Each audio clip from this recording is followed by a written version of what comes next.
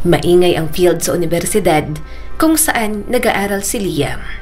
May tawanan ng mga estudyante, tunog ng mga bola, at ang mga couple na magkakatabi. Sa gitna ng lahat ng yon, nakahilata na parang hari si Liam Alvarez. Nakapatong ang mga paa niya sa upuan at nakasabit ang shield sa ilong. Isang babae ang dumaan sabay hawi ng buhok. Kumindat si Liam kaya tumawa naman ito. Grabe ka, Liam. Hindi ka ba talaga napapagod? Ani Marco at umupo sa tabi niya sabay hagis ng isang bote ng inumin sa tiyan ni Liam. Umungol si Liam at agad na nasalo ang bote. Huwag kang mainggit. Hindi ko kasalanan kung ako ang pinagpala sa kagwapuhan at karisma sa mga babae. Karisma? Sabat ni Elijah at umupo sa tapat nila. May ugali ka lang talagang pusakal. Sabihin mo, babaero ka lang talaga. Babaero pero at least hindi cheater. Ani Liam sabay ngisi habang binubuksan ng bote. Hindi kasi kayo marunong dumeskarte. Aminin nyo, mahilig ang mga babae sa kaunting kalokohan. Yung medyo challenging. Ganun ako kaya palagi akong pasok sa mga type nila. Nagtawanan ang mga kaibigan niya. Sanay na sa mga banat ni Liam. Bahagi na yon ng kanyang pagkatao. Natural na alindog, mapang-akit ng ngiti, at kumpiyansa ng isang taong hindi pa kailanman nabigo. Pero ng araw na yon, may kakaibang tono ang tawanan na yon. Tinapik siya ni Elijah at may pilyong ngiti. Narinig ko kay Danny na mukhang naghahanap na ng fiancé para sa iyo ang mga magulang mo. Napangiwi si Liam. Ang OA nila. Ang bata-bata ako pa gusto na agad akong itali sa arranged marriage. Bukas naman ako sa ganang setup. Pero parang masyado pag maaga para paghanap ng mapapangasawa. Hindi pa ako tapos sa college. Kung maghanap, akala mo naman nag-aalala na mamamatay akong single. Hindi ako mananatiling single habang buhay. At hindi ako maglalaro habang buhay. Darating ang panahon na magiging seryoso din naman ako. Hindi ko pa lang talaga nakikita ang para sa akin. Mag-aasawa rin ako pero hindi ngayon.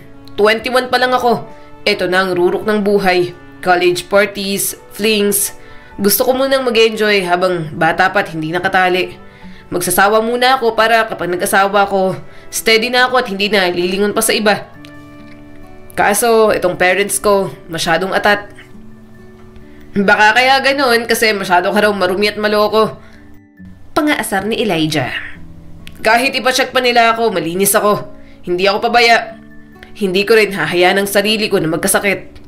Napairap si Liam sa mga kaibigan niya. Business lang yan. Gusto ng papa ko ng mga connections ko, no? Mga traditional na paniniwala. Kung makakatulong sa company, payag naman ako. Pero ang gusto ko lang naman, huwag ganito kaaga. Subalit ayaw nilang magpaawat. Talagang hahanap agad.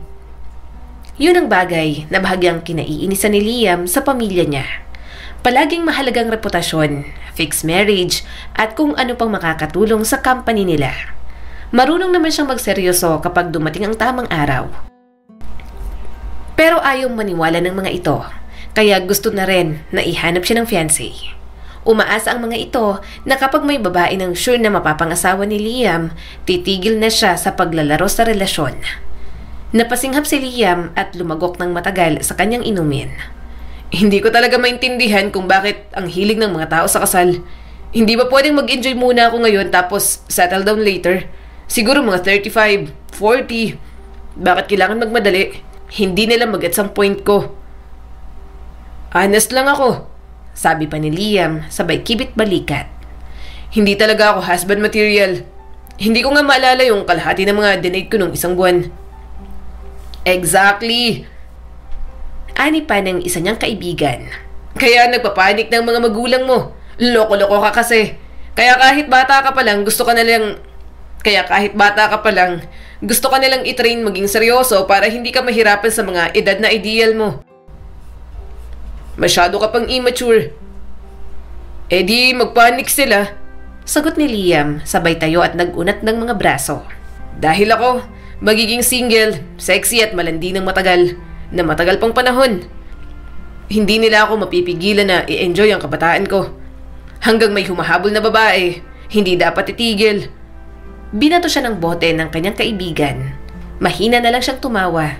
Sanay na naman ang mga ito sa kanyang kayabangan. Subalit sa dami ng mga humahabol na babae sa kanya, may isang labis na kaaayawan ni Liam. Isang araw, naglalakad ng walang pagmamadali si Liam Alvarez sa campus. Habang nakasuksok ang kamay sa bulsa, suot niya ang puting polo na nakarol ang manggas hanggang siko at naglalakad siyang parang may utang sa kanyang mundo. "Liam!" Tawag sa kanya ng kaibigan niya. Lumingon siya nang marinig ang boses ni Elijah at nakita ang dalawang matalik pang kaibigan na nakatambay sa lilim ng isang puno malapit sa library. "Tagal mo ah," sabi ni Marco habang kumakagat sa sandwich. "Akala namin nalunod ka na sa sarili mong karisma." "Nalate kasi ako, may humarang sa akin na babae," sagot ni Liam. "Sabi niya, gusto raw niyang pag-usapan ng aura ko. Apparently, nagra-radiate daw ako ng golden retriever energy. Hindi naman ako ganun. Hindi naman ako good boy." Tumawa si Elijah. "Tama naman siya. Mukha kang good boy sa panlabas pero hindi nila alam na bad boy ka sa loob." "Nasa loob ang kulo, ika nga." Ngumiti naman siya. "Sumpa yata to. Ayaw nila akong gawing magmukhang maangas. Kaya ang hirap lumandi ng walang napapaasa. Masyadong nahuhulog sa charm ko ang mga babae kung hindi ko pa i-real talk." Umupo sila sa damuhan, nagtawanan at nagtutuksuhan hanggang sa biglang tumahimik ang grupo. Tinapik ni Marco si Liam ng palihim. "Bro, may parating." Napalingon si Liam. Isang babae ang papalapit. Matangkad ito, may malambot na kilos at mahigpit na hawak ang isang pink na sobre. Mabagal ang lakad at parang handang umatras anumang saglit. Mahaba ang itim na buhok na bumabalot sa bilugang mukha na namumula sa kaba. Suot nito ang simpleng asul na bestidang bahagyang sumasayaw sa ihip ng hangin. Sa isip ni Liam, maganda na sana, kaso sobrang taba naman. Hindi niya gusto ang mga chubby, mas type niya ang mga babaeng may hourglass body. Napakibit balikat si Liam. Wala siyang ideya kung sino ang babaeng nasa harapan niya. Hi. Mahina ang boses ng babae at halos hindi na marinig. Tinaas ni Liam ang kilay. "Hi. Anong kailangan mo?" "Ako si Bella." Mabilis nitong sabi. "Malamang hindi mo ako kilala. Nasa philosophy class din ako. Nasa likuran lang ako palagi. Magkaklase tayo sa subject na yon." Walang imik si Liam. Bahagyang tumaas ang kilay niya. Lalo namang hinigpitan ni Bella ang hawak sa sobre. "Gusto ko lang sana..." Huminga ito ng malalim. "May sulat kasi ako para sa'yo. Letter? Love letter. Gusto ko lang sabihin ang nararamdaman ko." Sandaling natahimik si Liam na halatang naguguluhan at medyo naiinis na. Nagkatinginan sina Marco at Elijah na pareho ring hindi komportable. Inabot ni Bella ang sobre habang nanginginig ang kamay. "Alam kong marami nang may gusto sa'yo, pero gusto ko lang ipaalam, wala naman akong inaasahan. Gusto ko lang maging totoo." Nakabibinging katahimikan ang sumunod. Pagkatapos, natawa si Liam. Mahinang tawa na may halong panunuya. Tumayo siya, kinuha ang sobre at tiningnan yon na parang kakaibang bagay. Kulay pink pa na ayaw niya. Amoy vanilla lotion din. Mabango pero pangit pa rin para sa kanya. Dahan-dahan niya yung binuksan na para bang eksena sa teatro. Halata namang nanginginig na si Bella sa mga nagiging reaksyon niya. "Kahit basahin mo na lang mamaya, huwag mo munang buksan." Tumaas ang mga kilay ni Liam. "Binigay mo sa akin kaya desisyon ko kung babasahin ko na o hindi." Nanlaki ang mga mata nito. Pero... "Dear Liam," malakas niyang binasa. "Alam kong hindi mo ako kilala, pero araw-araw kitang nakikita. Matagal na kitang hinahangaan. Hindi lang dahil sa gwapo ka o sikat, kahit totoo naman, kundi dahil sa tuwing nakikita kitang tumatawa kasama ang mga kaibigan mo. Sa tuwing naglalakad ka na parang walang makakasakit sa'yo. Nagiging mas matapang ako at nagiging inspirasyon kita. Hindi ako umaasa ng kapalit. Gusto ko lang sabihin ng totoo na gusto kita. Sobra. Nagmamahal, Bella." Matagal na katahimikan. Hindi na makatingin sa kanya si Bella, lalo na sa mga taong dumaraan na nakarinig ng pagsinta nito. Pagkatapos ay mas malakas ang tawa ni Liam. Seryoso ka ba? Tanong niya at iwinagayway ang sulat sa hangin na parang biro lang. Sinundan mo talaga ako dito sa campus para lang ibigay ito? Lalong lumaki ang mga mata ni Bella at unti-unting namamatay ang kaunting pag-asa na namumuo roon. Akala ko... Ano? Singit ni Liam na may halong pangngutya. Nababasahin ko to, tapos mahuhulog ako sa'yo. Come on, hindi kita type. Alam mong marami nagkakagusto sa akin. Marami rin ako naging fling. Lahat sila may common denominator. May nakita ka bang katulad mo? Namuo ang mga luha ni Bella. Ang sakit mo namang magsalita. Ginusot niya ang liham at marahan yung pinunit. Napasinghap ang ilang estudyanteng nasa paligid. Teka, Bella ba? Patuloy ni Liam. May puntos ka sa tapang. Pero girls like you. Sinipat niya ito mula ulo hanggang paa. Alam mong hindi ko type ang mga gaya mo, diba? Namula ang mukha ni Bella. Hindi na dahil sa hiya, kundi sa labis na kahihiyan. Nagkamali ka, mariin niyang sabi. Pero, sige, pasalamat ka pa rin. Binasa ko. Yung iba, hindi na to papansinin. Binitiwan niya ang pinunit na sulat na unti-unting bumagsak sa paan ni Bella na parang confetti. Tinitigan lang ni Bella ang papel habang nanginginig ang labi. Wala siyang sinabi. Tinalikuran nito si Liam at mabilis na tumakbo papalayo. Nanginginig ang balikat habang naglalaho sa quadrangle, kasunod ang mga bulungan at tingin ng mga nakakita. Nagkibit balikat si Liam at muling umupo. Kinuha ang sandwich ni Marco na parang walang nangyari. Tinitigan siya ni Elijah. Bro! Ano? Sagot ni Liam habang ngumunguya. Makakalimutan niya rin yun. Napangiwi si Marco. Grabe ka doon, sobrang sakit yun. Sana naging insensitive ka naman kahit kaunti. Alam naman niyang delikado tong ginawa niya. Ayoko ng mga ganong babae na para akong tinitingnan bilang Prince Charming nila. Ang layo ko sa ganun. Sagot ni Liam. You think na may time ako para sa mga random na babae na nagbibigay ng sulat na may vanilla lotion? Please. Hindi lang yun basta sulat. Ani Elijah at seryoso ang mukha. Totoo yung sinabi niya. Sana hindi mo na pinahiya. Nag-thank you ka na lang sana. Ayoko kasi ng ilusyonada. Kung nag-thank you ako, may mabubuhay pa rin na pag-asa sa kanya. Pasalamat siya at nireal to ko siya agad. Sabi pa ni Liam. Sa tingin ko lang, ani Elijah sa maingat ang tono. Pwede mo naman siyang tanggihan nang hindi siya binabastos sa harap ng lahat. Ikinurap ni Liam ang mata. Tapos na ba kayo?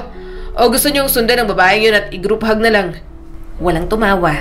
Ngayon lang, hindi gumana ang biro ni Liam. Mukhang naging insensitive nga siya roon at hindi natuwa ang kanyang mga kaibigan. Tumayo siya at lumakad palayo, hindi pinansin ang biglaang sikip sa dibdib.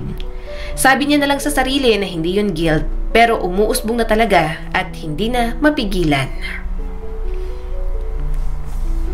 Ganito na naman, bulong ni Liam habang pinapanood ang dumadaang tanawin sa bintana. Isa na namang dinner, isa na namang business talk, isa na namang tagapagmanang ipapakilala.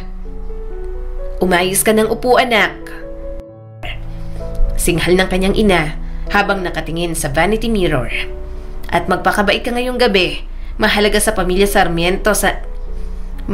pamilya Sarmiento sa negosyo ng papa mo. Yung anak nila. Let me guess. Sabi ni Liam na napabuntong hininga. Educated, tahimik, may pasensya na parang anghel at marunong tumugtog ng piano? Hindi. Sagot ng kanyang ama. Matapang, matalino at pinalaking parang reyna. Bunso sa 3 magkakapatid, kaya paborito ng mga Sarmiento. Hindi siya tagapagmana, pero may dating pa rin ang pangalan niya, lalo na't nag-iisang babae na anak ng mga Sarmiento. Napailing si Liam. Ayos, isa na namang almost perfect na babae. Hindi ka pakakasal sa kung sinong babae lang sa kalsada. Mataling na sagot ng ina. May class siya, may utak. Malayo sa mga babaeng nilalandi mo. Liam, please, tumigil ka na. Hindi maganda na marami ka ring babae. Hindi rin naman ako papakasal kahit kanino. Bulong niya naman, I know my worth, ma. Kung magpapatali ako, doon na ako sa mas maayos para makapagstay ako panghabang buhay. Maya-maya ay nakarating na sila sa villa. Yumuko ang mga staff sa kanilang pagdating. Handa na ang mesa para sa 10, pero si Liam gusto nang umalis, lalo pa at nag-club hopping ang kanyang mga kaibigan. Hindi siya nakasama dahil sa walang kwentang dinner na yon kasama ang mga Sarmiento. Pagpasok nila sa dining room, sumalubong agad ang amoy ng dinner nila. Kumikislap ang mga chandelier at ang mesa ay puno ng mga kung ano-ano. Halatang pang fine dining restaurant ang setup. Hindi pa siya nakakahigop ng alak nang dumating ang butler. Dumating na po ang Sarmiento family. Anunsyo nito. Natigilan si Liam sa kalagitnaan ng pag-inom. Otomatiko siyang tumawid ng upo at inayos ang cuff ng kanyang blazer. Unang pumasok sina Mr. and Mrs. Sarmiento na may tindig na parang alam na makapangyarihan ang mga ito sa business world. Ngumiti ng may distansya at nakipagkamay na may layunin. Sumunod ang 2 pang anak na lalaki ng mga ito. At pagkatapos, lumitaw ang isang babae. Halos mabitiwan ni Liam ang hawak na baso. Dumating ito na parang may hawak na sariling spotlight. Dahan-dahan ang lakad pero puno ng kumpiyansa na tila ito na ang may hawak ng mundo. Ang suot nitong asul na silk dress ay yumakap sa kurbang katawan na kahit chubby ay may hubog pa rin. Minimal ang makeup pero tumingkad sa mapupulang labi. Malapad pa rin ang katawan, mataba, pero ang tindig parang sumisigaw na sexy ito sa sarili nitong paraan. Unang beses niya palang nakita si Bella, alam niyang kaya nitong dalhin ang sarili sa kabila ng pagiging mataba.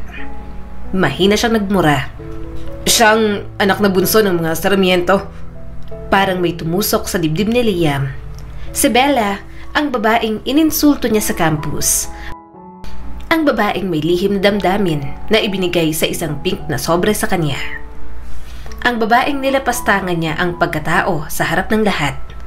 Ngayon, naroon na sa harapan niya. Elegante at tila hindi mahahawakan ng kahit na sino. Hinila siya ng kanyang inapalapit at may ngiting sabik. Liam, siya ang nabanggit namin. Isabella Francesca Sarmiento. Nagtagpo ang mga mata nila ni Bella. Walang bahid ng emosyon ang dalagang sinaktan niya, ilang buwan lang ang nakakalipas. Liam, ikinagagala kitang makilala. Pero seryoso naman ang mukha. Hindi siya nakaimik. Ikaw...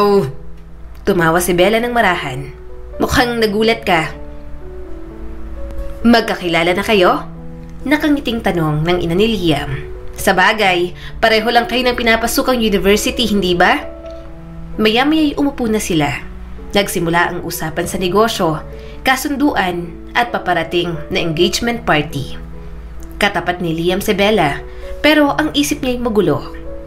Sumasabay si Bella sa usapan. Hiling niya na lamang na huwag nitong mabanggit ang mga nangyari sa kanilang dalawa. Sana ay nakalimutan na nito ang pagpapahiyang ginawa niya noon. Pero mukha namang walang pakialam si Bella. Ni minsan, hindi ito tumingin kay Liam ng gabing yon. Parang walang nangyari noon. Parang hindi ito umiiyak sa gitna ng campus. Parang nawala si Liam sa memorya ni Bella. Pero si Liam, naaalala niya ang lahat. Siyempre, nagigilty din naman kasi siya kahit papaano sa mga ginawa niya rito. Tama ang mga kaibigan niya. Napaka-insensitive niya sa feelings ng ibang tao para sa kanya. Nag-iba ka, bulong ni Liam sa dalaga. Tumingin naman sa kanya saglit si Bella. So, bakit mo ako kinakausap? Napakurap si Liam. Huwag mo akong lokohin. May feelings ka pa sa akin. Big deal ba yun sa'yo? Lokohin? Saan? At feelings? Wala na akong feelings. Hindi na rin big deal sa akin. Kalimutan na lang natin for the sake of our parents.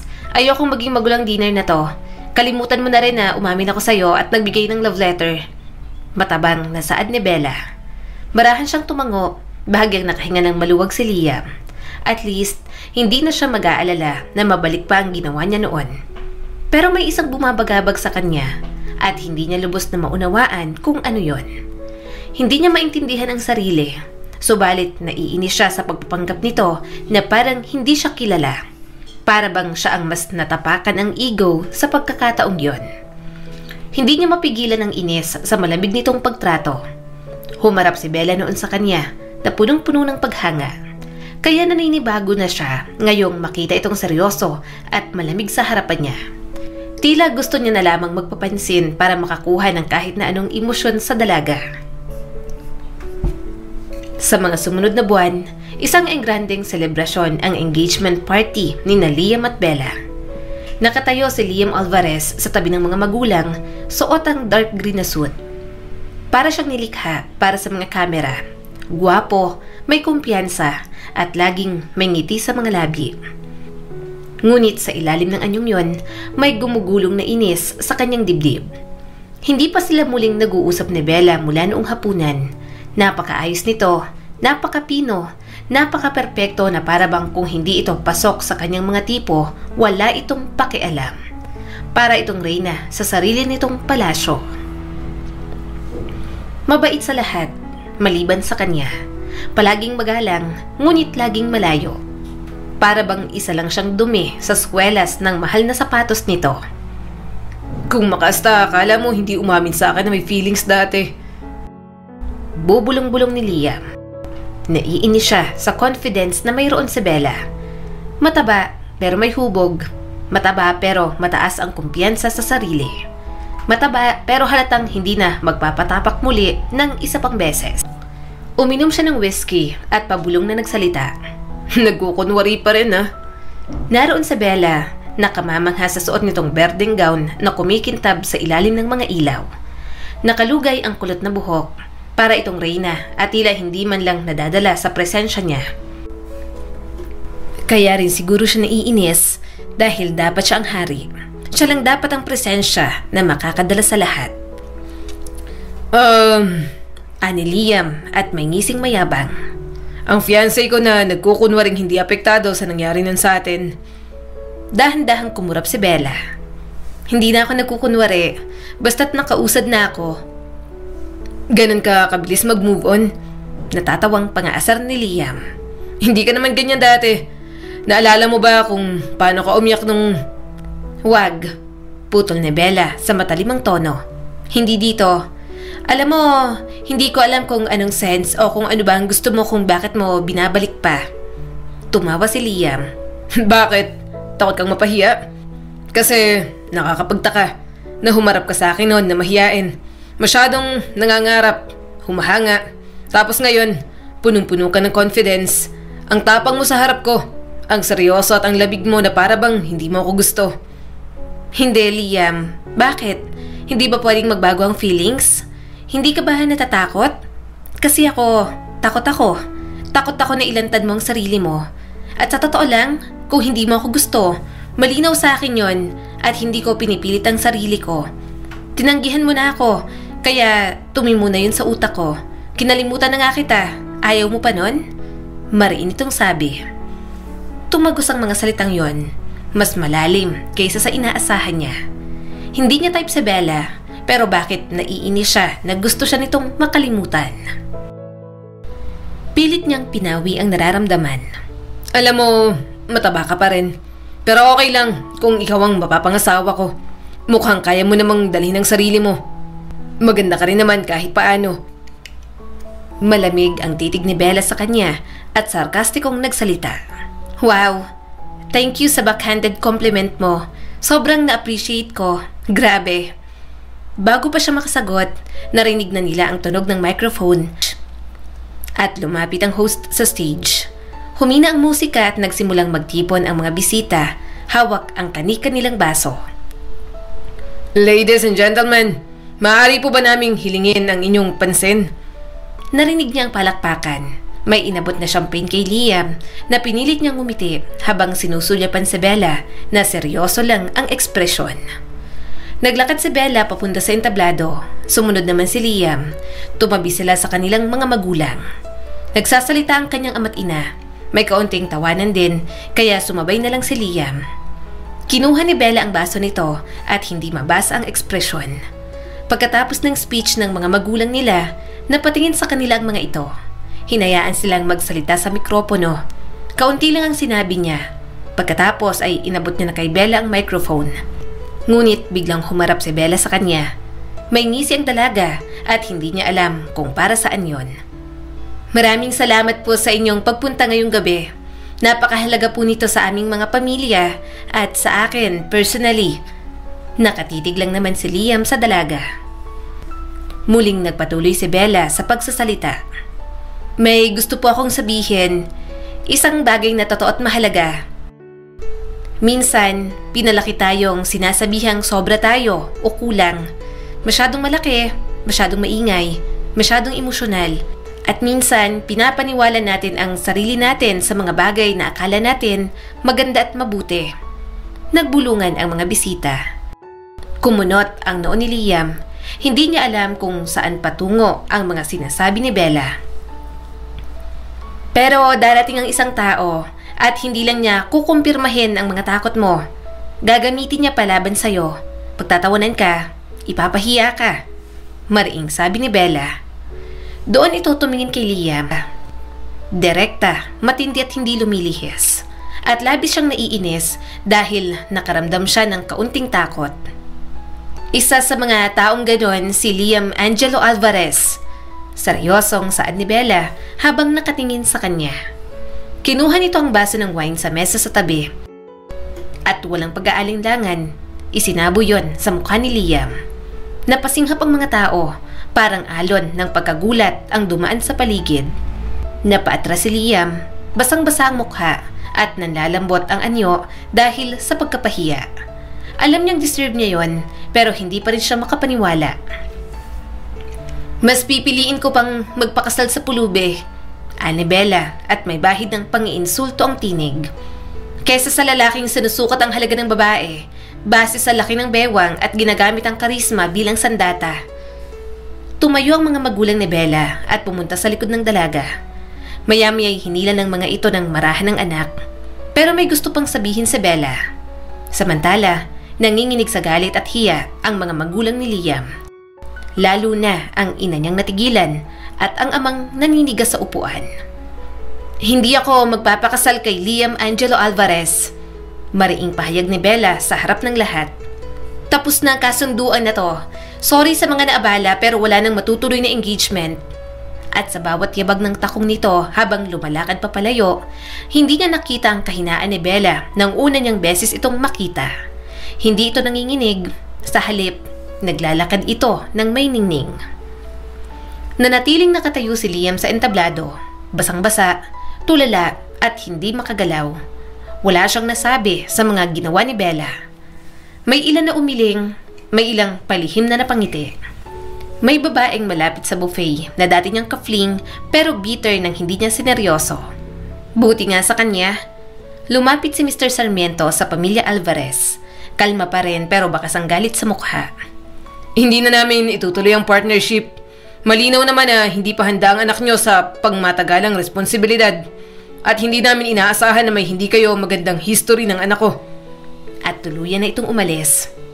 Liam, bulong ng kanyang ina at halatang nagpipigil ng galit.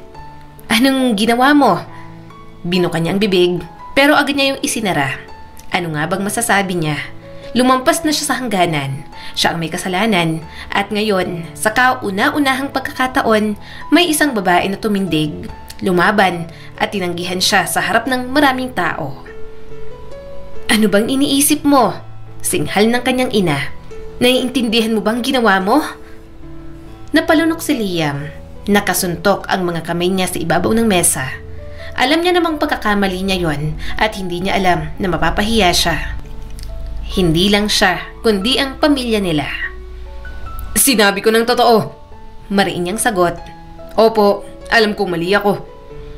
Bakas pa rin ang galit sa mukha ng kanyang ama. Pinahiya mo ang mga Sarmiento. Si Bella, kaya pala ganun na lang tayo, napahiya kanina.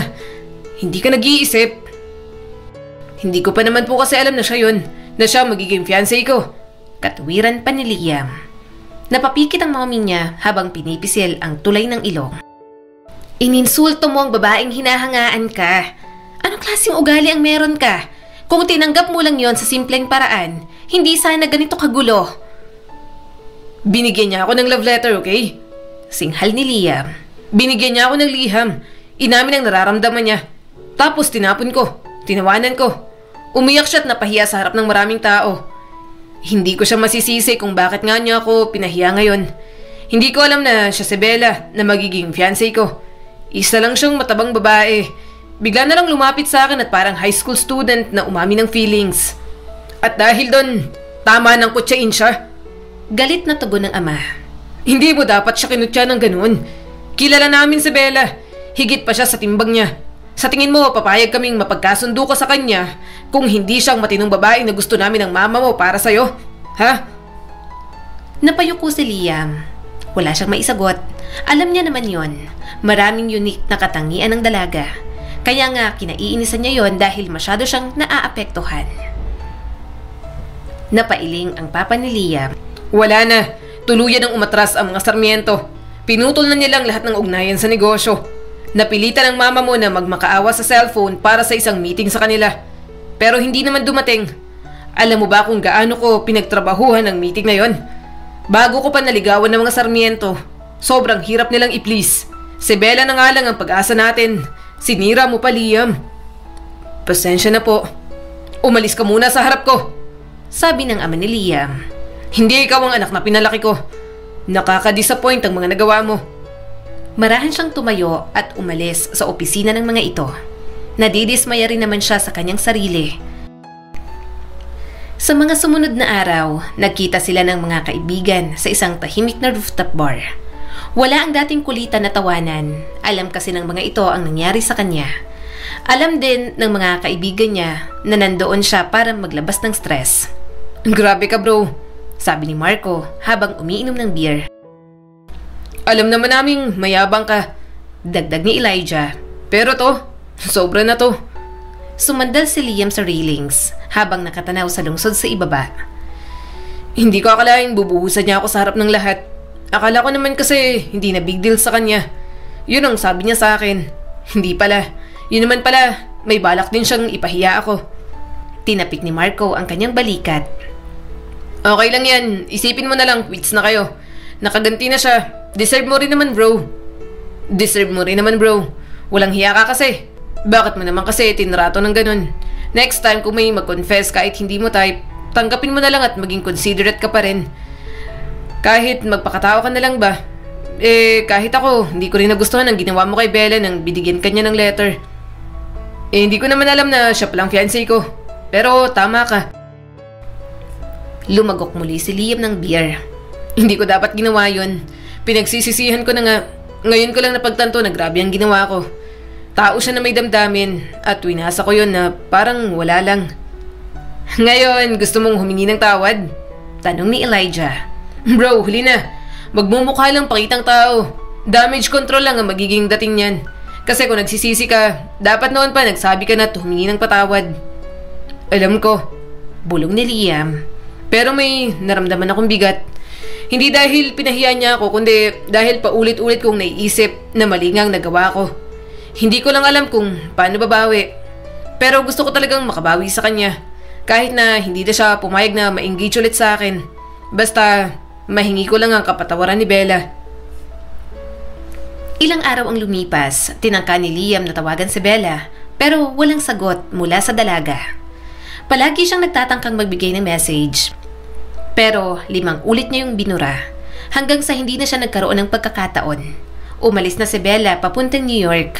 Mag-aaral ito roon ng ibang kurso. Hindi man lang ako nakapag-sorry. Mahinang usal ni Liam at napahilamos. Siguradong dadalhin to ng konsensya ko. Umalis na si Bella, ang babaeng nasaktan niya, ang babaeng lumaban kahit na pinahiya niya, ang babaeng ngayon pala niya tunay na nauunawaan. Simula ng lahat ng yon, hindi na rin masyadong ng babae si Liam. Hindi niya maintindihan kung bakit. Nawalan na lang din siya ng gana. Bukod doon, ayaw niyang madisappoint na naman ang mga magulang niya. Simula nang ipinahiya siya ni Bella, marami siyang na-realize sa kanyang pagkatao. Napush din siyang maging mas seryoso sa mga desisyon sa buhay. 5 taon na ang lumipas. Nakaupo si Liam sa likod ng kanyang executive desk. Nakatitig sa isang report na wala naman siyang ganang basahin. Maayos ang kanyang suit, perpekto ang gupit ng kanyang buhok, pero ang lalaking nasa loob ng kasuotang yon, tila anino na lang ng dating Liam. Tumunog ang intercom. Sir Liam, ipinapatawag ka po ni Mr. Alvarez sa boardroom. Napabuntong hininga si Liam, marahang tumayo at kinuha ang folder ng walang gana. Wala rin naman siyang saysay sa mga pagpupulong na yon. Lahat ng tao, si Lucas na lang ang pinakikinggan. Ang nakababatang kapatid, ang golden boy, at ang itinuturing na kinabukasan ng kumpanya. Sa halip na si Liam na panganay ang mas magaling, ang kapatid niya ang mas napapansin at mas may pakinabang. Habang siya, mananatiling magbibigay ng disappointment sa kanyang pamilya. Lucas, napakagaling ng analysis mo. Masayang sabi ni Mr. Alvarez mula sa kabilang dulo ng conference table. Pinilit ni Liam ang sarili na huwag damdamin ang papuri ng ama sa kapatid niya. Tama naman nga ang ginawa ni Lucas, pero sa tuwing maririnig niya, palaging may kirot. Palagi na lang ganun. Salamat po, Papa. Sagot ni Lucas nang may kumpiyansa. I suggest mag-reinvest tayo sa digital transformation sa lahat ng department. At ikaw, Liam, anong palagay mo? Tanong ng kanilang ama, saka lang siya tiningnan. Tumikim si Liam. Mukha namang efficient. Pero baka dapat isipin din natin ang transition ng mga empleyado. Baka may tumutol. Haharapin na lang natin yon kapag nangyari. Putol ng kanyang ama. Hindi tayo pwedeng mapag-iwanan. Tama si Lucas. Yan ang gusto ng board. Kinagat ni Liam ang dila niya. Siyempre, laging tama si Lucas. At sa pagkakataong yon, palagi siya ang walang boses. Sa pananghalian, mag-isa siyang nakaupo sa cafeteria ng kumpanya habang tinutulak-tulak ang salmon sa pinggan. Doon na siya kumain kasama ng ibang empleyado. Wala rin naman siyang kasabay kumain. Mas lalo siyang nalulungkot. Simula nang maging working adult silang magkakaibigan noong college, hirap silang pagtagpuin ang mga schedule nila. Kaya madalas, nararamdaman niyang mag-isa na lang siya. Matagal na rin na wala siyang girlfriend.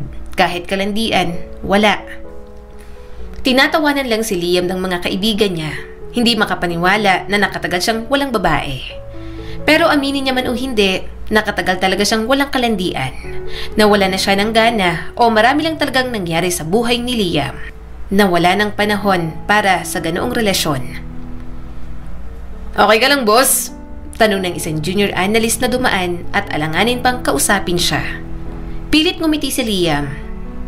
Pagod lang. Pero hindi talaga alam ng binata. Alam ni Liam na karamihan sa opisina si Lucas ang tinitingala ngayon. Kahit ang mga staff na dati humahanga sa kanyang karisma, ngayon parang wala na siyang saysay. Para bang isang antigong dekorasyon na wala nang dating ang posisyon ni Liam sa lahat ng mga taong nakapaligid sa kanila. Dati, siya ang hari ng atensyon. Sa mga party, sa mga babae, sa mga usapan. Subalit ngayon, isa na lang siyang executive na pagod ang katawang lupa at kaluluwa. Maraming kabiguan at may listahan ng mga pagsisising hindi mabura. Kinagabihan, nagmaneho si Liam pauwi. Bukas ang bintana ng kotse at hinayaan niyang hangin na hipa ng kanyang buhok. Hindi rin naman kasi traffic. Hi, Ma. Bati niya pagka-uwi. Lumingon ito at nagulat. Maaga kang umuwi. Nagkibit balikat si Liam. Maikli lang ang board meeting. Si Lucas naman ang halos nagsalita. Dapat lang. Siya ang pinakamasipag. Kaya siyang gustong-gusto ng papa mo. Bakit hindi ka tumulad sa kapatid mo? Nakakahiya. Ikaw pa naman ang panganay. Saad ba ng kanyang ina? Bahagyang nanikip ang dibdib ni Liam. Masipag rin naman ako, Ma. Huminto ang ina sa ginagawa nito sa mga bulaklak at ibinaba ang gunting. Oo, masipag ka. Pero ang kapatid mo hindi inuubos ang oras sa mga bagay na walang kabuluhan. Gumagawa siya ng paraan. Ganyan ka rin dati. Anong nangyari, Liam? Hindi siya makatingin ng diretso sa kanyang ina. Nagsusumikap naman po ako na magkaroon ng ambag sa company, Ma. Sa tingin ko, hindi mo alam kung ano talaga ang gusto mo. Sagot nito ng banayad. At hindi mo hinaharap ang bigat ng pagkakamali mo. Lagi kang tumatakas. Matanda ka na pero hanggang ngayon, hindi ka pa rin marunong mag-take ng accountability sa mga bagay na ginagawa mo. Nang gabing yon, nag-iisa siyang uminom sa kanyang silid. Tinitigan niyang lumang larawan sa kanyang cellphone. Isang kuha mula sa engagement party. Silang dalawa yun ni Bella. Naalala niya ang lamig ng damit niyang basang-basa. Ang mga taong napahinto, pati ang mga magulang ni Bella, nagalit din sa ginawa niya. Kumusta ka na, Bella? Mahina niyang tanong. Nasaan ka na ba? Gustong-gusto kong mag-sorry sa'yo pero nawala ka ng parang bula. Wala akong kahit na anong balita sa'yo.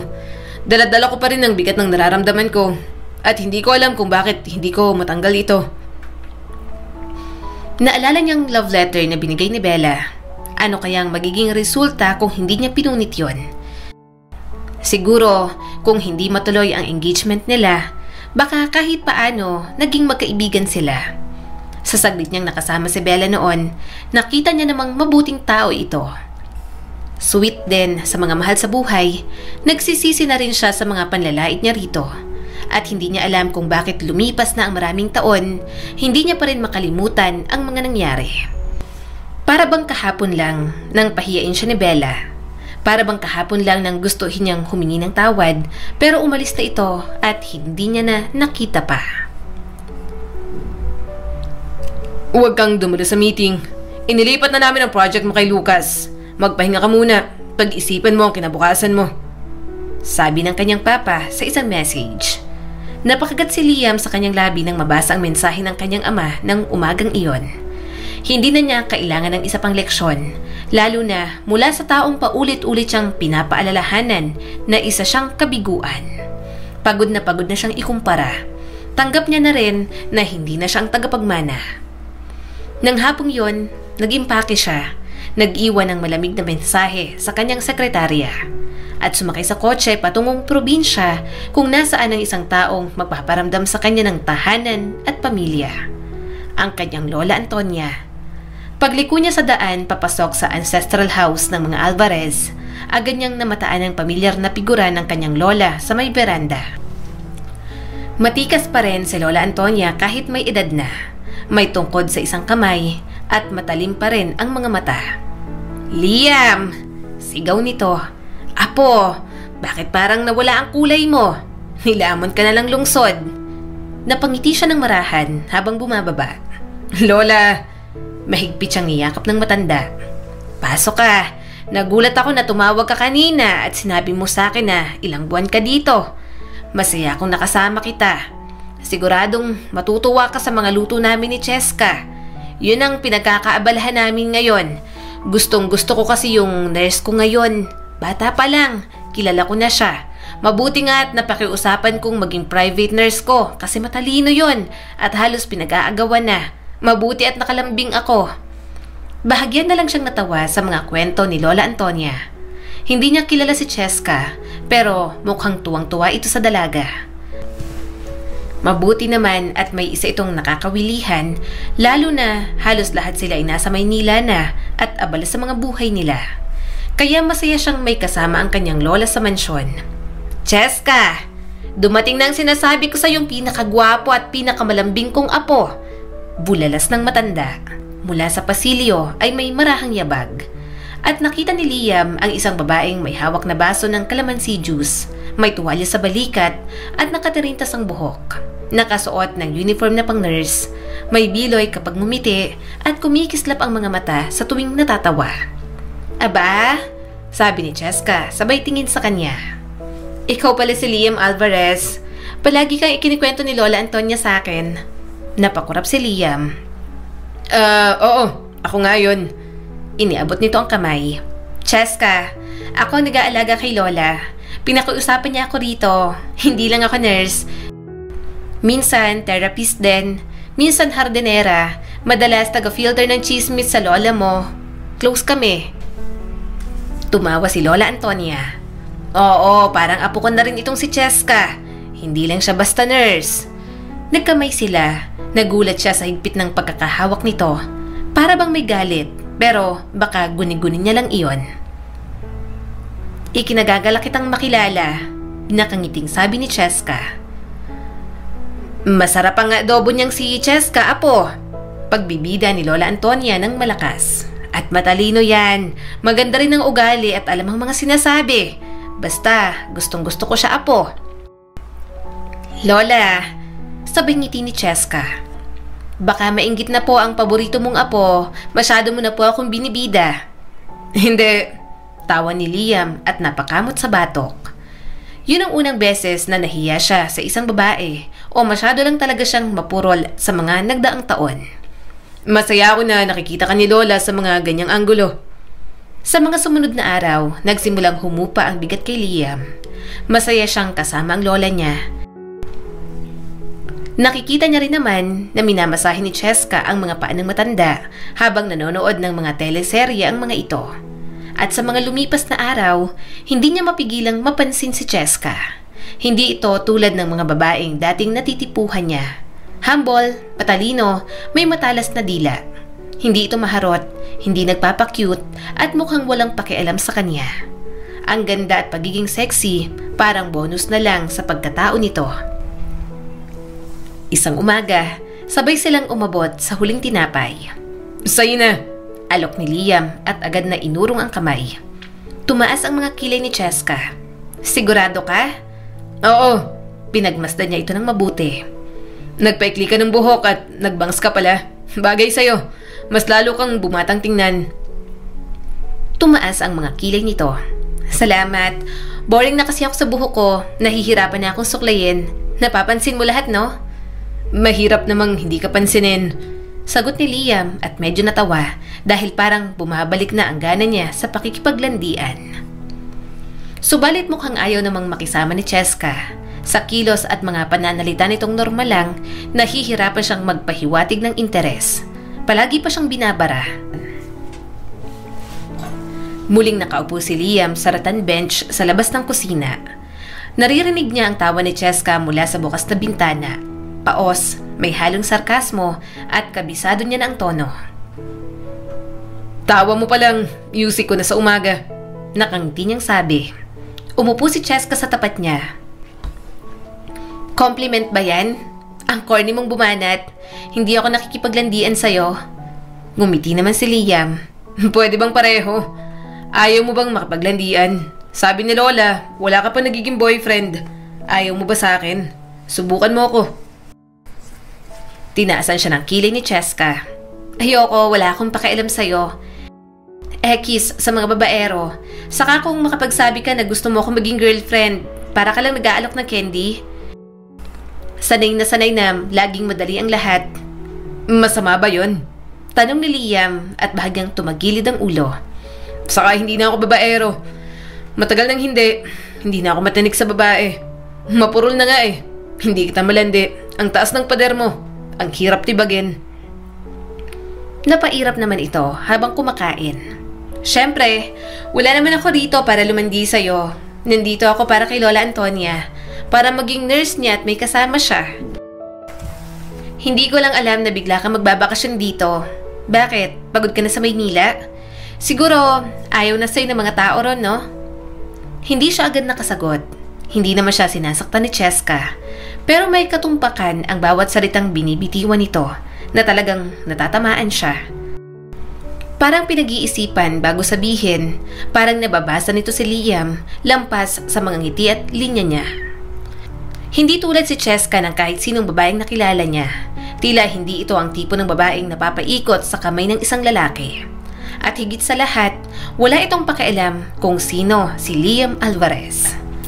At doon, lalo siyang naging nakakaintriga. Ganyan ka ba talaga? Magaling magbasa ng taong nakakasalamuha mo? Tanong ni Liam matapos ang isang lagok ng kape. Hindi. Sagot ni Cheska at may bahagyang lungkot na dumaan sa mga mata. Masyado akong optimistic. Bawat tao, bawat bagay, tinitingnan ko ang good side na nabubulag na ako sa bad side na mayroon sila. Kaya ang dali kong masaktan, saka ma-attach. Pero ngayon, hindi na ako ganon. Pinipili ko na lang kung sino ang mga pagkakatiwalaan ko at hahayaan kong makakita ng totoo kong damdamin. Sana isa ako sa mga hayaan mong makakita ng kalooban mo at mapagkatiwalaan. Nakangiting sabi ni Liam. Nagkibit balikat si Cheska at mapaklang tumawa. Hindi mangyayari yan. Hindi na ulit. Nawala ang ngiti ni Liam. Tiningnan niya ng mabuti si Cheska at hindi niya alam kung bakit may kirot na dumaan sa kanyang puso. Kinahapunan, napadpad na naman siya sa hardin. Hindi dahil mahilig siya sa lupa, hindi siya pang-garden na klase ng tao. Lahat ng mahahawakan niyang halaman parang namamatay at nalalanta. Pero nandoon si Cheska, nakaluhod sa lupa, nakaba ng buhok at nakakunot ang noo habang inaayos ang mga tanim nito roon. Nasa gazebo naman si Lola Antonia na tuwang-tuwa lang silang pinapanood. Kailangan ba ng tulong ng nurse ni Lola Antonia? Pakwela niyang tanong. Hindi man lang siya tiningnan ni Cheska. Puting sneakers ang suot mo. Ano yan? Paano ka tutulong ng ganyan ang itsura mo? Mahina siyang tumawa at napakamot sa batok. Pwede kong hubarin. Napatingin na rin si Cheska sa wakas. Umalis ka na nga. Mukhang wala ka namang alam sa paghahalaman. Kung nandito ka para harutin ako, umalis ka na lang. Abala ako sa mga pananim namin ni Lola Antonia. Ngumiti si Liam at umupo sa damuhan sa tabi nito. Isipin mo na lang na banding natin to. Ayaw mo ba akong kabanding? Inabot ni Cheska ang basket. Sige, pitasin mo na lang yung hinog. Walang hilaw, walang bugbog, para naman may pakinabang ka. Yes, ma'am. Sagot ni Liam at may pagsaludo pa. Tahimik silang dalawa habang nagpapatuloy sa gawain. May mga ibong dumadapo sa malapit at ang hangin ay dumarampi sa balat nila. Sinuotan din siya ni Cheska ng sombrero. Nang sabay nilang abutin ng iisang kamatis at magdikit ang kanilang mga kamay, bahagyang natigilan si Cheska. Pero mabilis din itong umatras, pinagpagang lupa sa mga palad. Sanay kang makuha ang gusto mo, no? Ang corny ng mga diskarte mo. Bahagyang tumingala si Liam kay Cheska. Ang hubog ng mga pisngi, ang munting biloy sa gilid ng labi, ang mga kamay na magaspang pero mukha pa ring elegante. Para bang nakita niya noon, hindi na lang maalala kung saan. Kinagabihan, nasa lumang library si Liam. Kunwaring nagbabasa pero ang totoo, nakikinig siya sa tawa ni Cheska habang nakikipagkwentuhan ito kay Lola Antonia. Dapat ay naiinis siya. Dumating siya roon para magpahinga, mag-isa at takasan ng bigat ng pagiging isang Alvarez. Pero heto siya, nagtatago sa pasilyo para lang masilayan ang magandang nurse ng kanyang lola. Nakakabaliw at sa hindi maipaliwanag na dahilan, pero gustong-gusto niya ito sa saglit na panahon lamang. Iha, inaantok ako sa boses mo, natatawang sabi ni Lola Antonia. Natawa naman si Cheska habang nagluluto. Nasa kusina po tayo. Huwag po kayong matulog dito. Favorite ko po kasing kanta yon. Gawa-gawa ko lang pong kanta nung dalaga ako. Medyo pangarap ko po kasing maging song artist. Pumikit si Liam habang nakikinig. Hindi niya batid kung bakit pamilyar sa kanya yon. Para bang narinig niya na ang himig ng kinakanta ni Cheska. San ko ba narinig ang himig na yon? Mahinang bulong ni Liam sa sarili. Napailing si Liam, uminom siya ng soda. Tumigil ang pagham at narinig niya ang langit-ngit ng screen door. Anong ginagawa mo dyan? Bakit hindi ka pumapasok? Nasa loob ng kusina si Lola. Saad ni Cheska. Napangiti naman siya. Bakit? Namiss mo ba ako? Ngumuso naman ito. Asa ka? Bakit naman kita mamimiss? May kilala ka na bang parang dati mo nang nakilala? Tanong ni Liam. Kunwaring kaswal, pero sobrang lakas ng tibok ng puso. Deja vu? Tanong ni Cheska. Parang ganun, pero mas malalim. Parang nasa panaginip na matagal mo nang nakalimutan. Tumawa si Cheska. Aba, poetic naman ang atake mo dyan. Bagong estilo mo ba yan? Hindi mo ako madadaan sa mga diskarte mo. Kaya ka nagbabago ng style? Tinapunan ni Liam ng sulyap ang dalaga.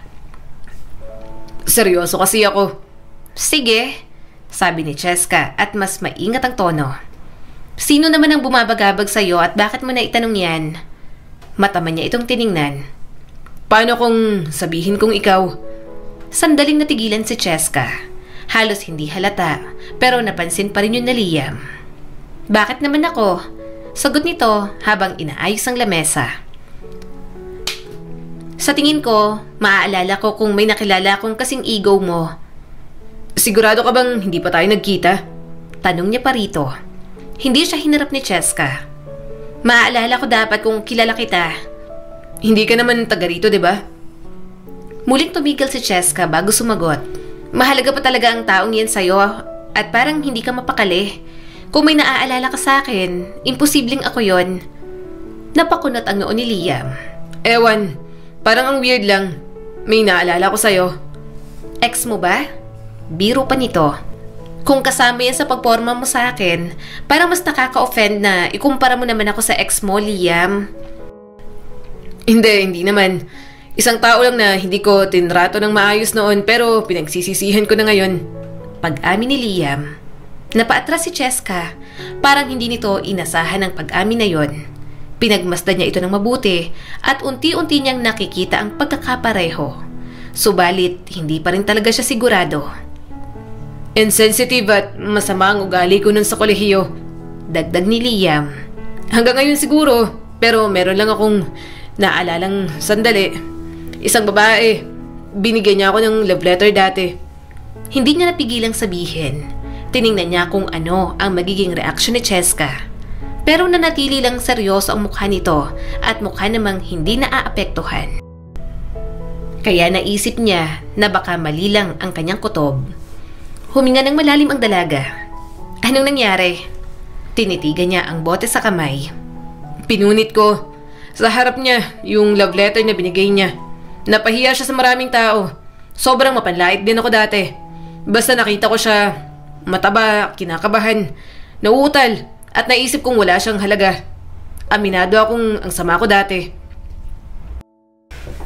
Naaalala mo pa rin siya? Tanong ni Cheska at hindi niya mabasa ang emosyon na nakabalatay sa mukha nito. Dahan-dahang tumango si Liam. Lately, ewan ko. Oo, naalala ko pa rin naman. Dahil hindi ako nakahingi ng tawad sa kanya nun. Basta na lang siyang naglaho na parang bula. Wala na akong balita sa kanya. At ngayon, naaalala mo ako sa taong yon? Bigla nitong sabi. Sa pagkaka-describe mo sa kanya, halatang mahina siya. Kaya hindi ako yon. Magkaiba kami. Hindi na siya muling nakapagsalita pa. Baka nga mali ang iniisip niya. Baka nga maling isipin na sina Bella at Cheska ay iisa. Galit sa kanya si Bella dahil kung iisa ang mga ito, baka sinalubong na siya ni Cheska ng isang malakas na sampal. Subalit lahat ng kutob, mga paghihinala, mukhang malilinawan na at malalapit na sa katotohanan si Liam. Inayos ni Liam ang tambak ng magulong papeles sa lamesa ng kanyang lola. Hindi na pinapakialaman at wala siyang magawa, kaya yun ang pinagdiskitahan niya. Nagmamagaling siyang tumulong, pero sa totoo lang, balisa siya. Balisa sa tawa ni Cheska na paulit-ulit na bumabalik sa isip niya. Sa mga pambabara, sa tusong katalinuhan at sa nakakainis na katahimikan. At sa isang nakakatawang pabilyar na sakit na hindi niya maalis. Ilalagay sana niya sa isang drawer ang isang folder nang may nalaglag na papel. Nagulat siya nang makitang resume yun ni Cheska at nanlaki ang mga mata niya nang mabasa ang buong pangalan nito. Isabella Francesca Sarmiento. Natigilan si Liam, parang tumigil ang mundo. Hindi lang basta pangalan yon. Pangalan yun ni Bella, ng babaeng muntik niya nang maging asawa. Mabilis siyang tumayo, kumalabog ang upuan sa sahig habang pumipintig ang puso niya. Nakita niya si Cheska sa hardin na abala sa pag-aalaga ng mga pananim ng kanyang lola. Nasa bewang ang isang kamay at may bahid ng lupa sa pisngi. Isabella Francesca Sarmiento. Ani Liam, derechahan at walang preno. Naramdaman niyang natigilan ito. Tahimik nitong pinunasan ng kamay sa tuwalya at hinarap siya. Walang emosyon ng mukha, hindi katulad ng Bella na nakilala niya noon. Parang ito ang Bella na humarap sa kanya noong engagement party. So, sabi ni Cheska sa kanya, alam mo na, oo ako si Bella. Pero Cheska na lang, matagal nang patay sa pagkatao ko ang Bella na yon. Kasi kung ako pa rin si Bella, ibig sabihin, bahagi ka nun Liam, at hindi ko na pahihintulutan pa yon. Kilala mo naman ako, di ba? Pisikal man at ugali, nagbago na ako. Hindi na ako ang dating Bella na patay sa'yo. Hindi alam ni Liam kung bakit namumuo ang kanyang mga luha. Ang alam niya lang, may matinding kirot at sugat na muling nagsariwa sa kanyang puso.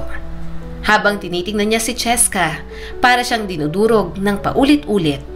Hindi ito ang pumatay sa dati nitong pagkatao, kundi si Liam na winasak ang puso ng dalaga. Suminghap si Liam at umawang ang bibig. Bakit hindi mo sinabi?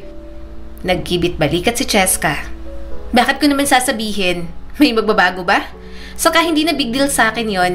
Ayoko nang alalahanin dahil marami na namang nagbago sa akin. Mas lalong naninikip ang kanyang dibdib. Hindi kita nakilala. Ang laki ng pinagbago mo. Iba ka na kung kumilos. Tama ka, nagbago ka na nga.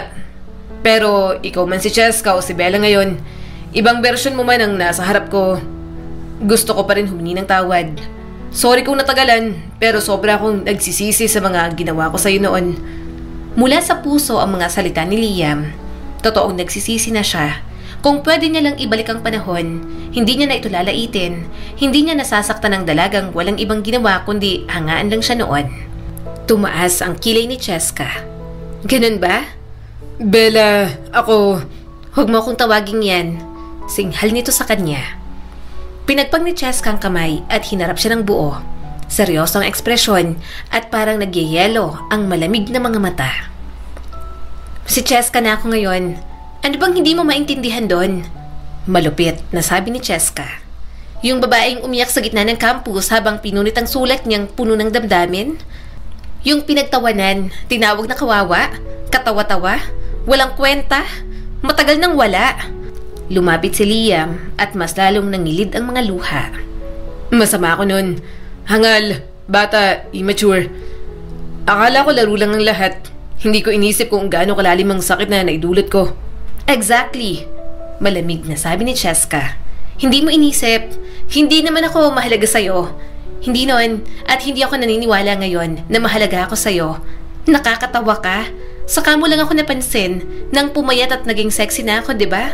Pero kung ako pa rin ang mataba at pangit sa paningin mo noon, duda ako kung titingnan mo ako ngayon.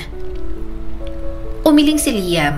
Hindi niya alam kung ano ang magandang paliwanag para ipaintindi dito na nagbago na siya.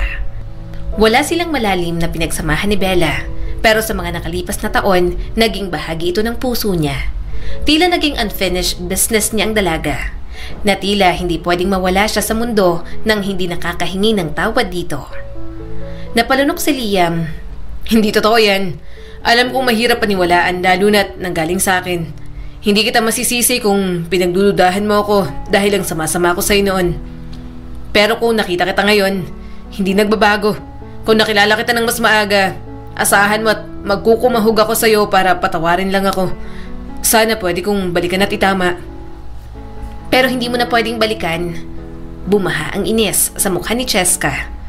Sobrang taas ng self-esteem ko noon kahit mataba ako. Walang kahit na sino ang nagbaba ng pagkatao ko. Pero ikaw na hinahangaan ko.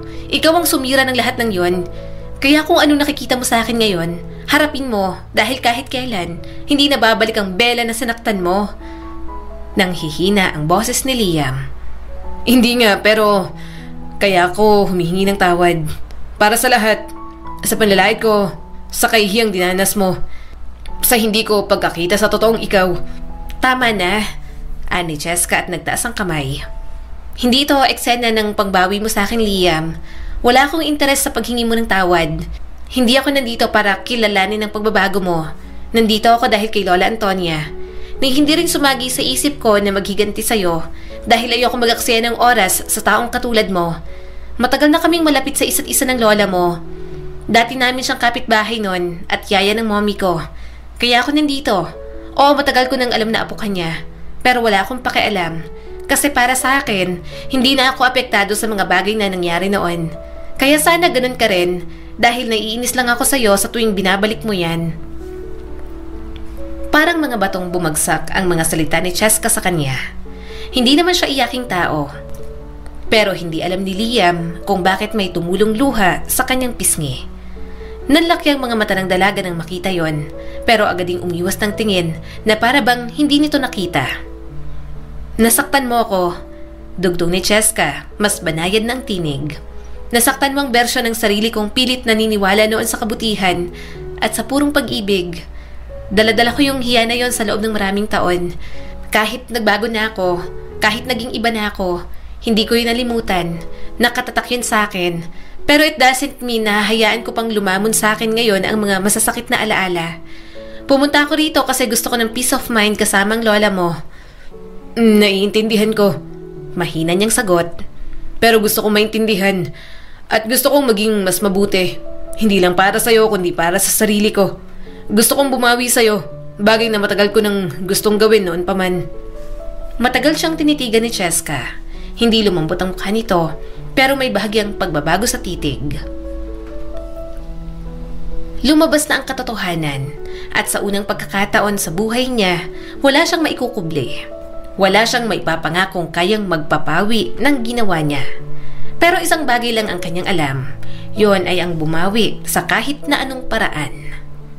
Kinabukasan, mas maaga pa kesa sa dati, nagising si Liam. Hindi niya alam ng eksakto kung ano ang plano niya. Basta't alam lang niyang hindi na siya pwedeng manatiling walang ginagawa habang iniiwasan siya ni Cheska na parang salot. Alam niyang hindi sapat ang mga salita para makuha ulit ang loob nito. Malinaw yon, may mga pader na itinayo si Cheska na hindi niya kayang daanin sa pagsuyo. Kung gusto niyang patunayan ang sarili, kailangan niyang pagtrabahuhan iyon. Pagsapit ng almusal, nasa kusina na siya, pawis at awkward habang nagluluto ng scrambled eggs. Nakatitig ang mga kasambahay sa kanya na para bang tinubuan siya ng pangalawang ulo. Sir Liam, kayo po bang nagluluto? Tanong ng isang kasambahay at nanlalaki ang mga mata. Kami na lang po. Hindi ako na. Gusto kong ipagluto si Cheska. Sinusubukan ko. Mahinang sabi ni Liam at binabaliktad ang itlog na medyo sunog. Kailangan ba talagang magaling? Kakainin kaya niya to kahit kaunting sunog? Walang hiya. Ngayon ko lang nalaman na wala pala akong kwenta. Kahit pagpiprito ng itlog, hindi pa ako marunong. Ngumisi ang kasambahay. Okay lang yan, sir. Naaaral naman po yan. Saka laking katulong po kayo kaya ganyan. Mabuti pa po, tulungan na po namin kayo para hindi magtagal. Mamaya, magigising na po si Cheska at Lola Antonia. Masarap magluto si Cheska, Sir Liam. Kaya baka pulaan niya ang luto mo. Ang prangka pa naman nun. Kahit na gusto ni Liam na siya na lamang, binaba niya ang pride at nagpatulong na. Mas okay na yon kaysa wala silang maluto at walang umagahan. Unang bumaba si Lola Antonia, nagulat na gulat nang makita siyang nagluluto. Maya-maya'y sumunod na ang nurse nitong si Cheska. Abala na si Liam sa pag-aayos ng mesa. Napatingin ito sa nakahain, mainit na itlog, longganisa, sinangag at hiniwang mangga. Anong nakain mo, apo? Bakit ikaw ang nagluto? Natatawang tanong ng kanyang lola. Marunong ka na palang magluto. Bahagya namang nahiya si Liam. Tinulungan naman po ako ng mga kasambahay, lola.